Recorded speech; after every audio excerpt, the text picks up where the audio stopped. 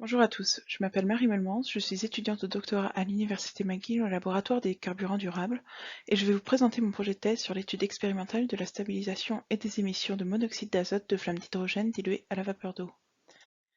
La transition énergétique vers des énergies renouvelables est nécessaire et urgente. Au Québec, 95% de notre électricité provient de l'hydroélectrique, pourtant cela ne représente que 35% de l'énergie utilisée. Le reste, environ 65%, provient de la combustion d'énergies non renouvelables, produisant du dioxyde de carbone, étant un gaz à effet de serre. Et si nous remplacions ces carburants par de l'hydrogène? La combustion d'hydrogène ne produit pas de CO2. De nouvelles techniques de production d'hydrogène permettent de produire un carburant complètement vert via des énergies renouvelables. L'hydrogène peut ainsi être utilisé comme vecteur énergétique pour la production d'énergie dans différents domaines comme le transport, les bâtiments et l'industrie.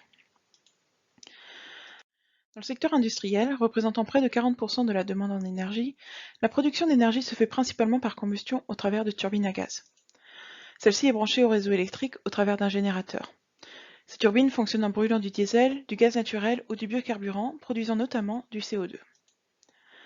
Remplacer ces carburants par de l'hydrogène permettrait de se débarrasser des gaz à effet de serre tout en conservant la même production d'énergie. Toutefois, la géométrie de ces turbines à gaz n'est pas adaptée à la combustion d'hydrogène. L'hydrogène est un combustible particulièrement réactif et instable, mettant en danger ces turbines ainsi que la production d'énergie.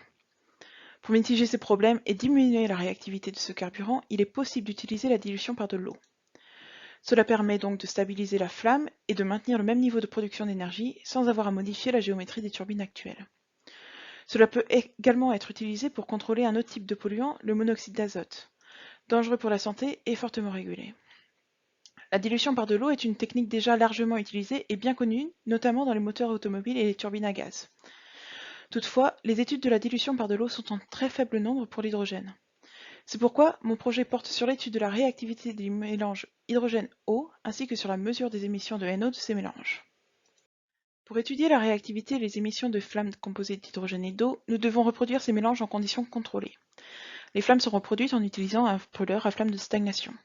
Cela permet d'obtenir une flamme laminaire, stable et détachée du brûleur, permettant un diagnostic laser non intrusif pour mesurer la vitesse, la température et la composition de monoxyde d'azote du mélange.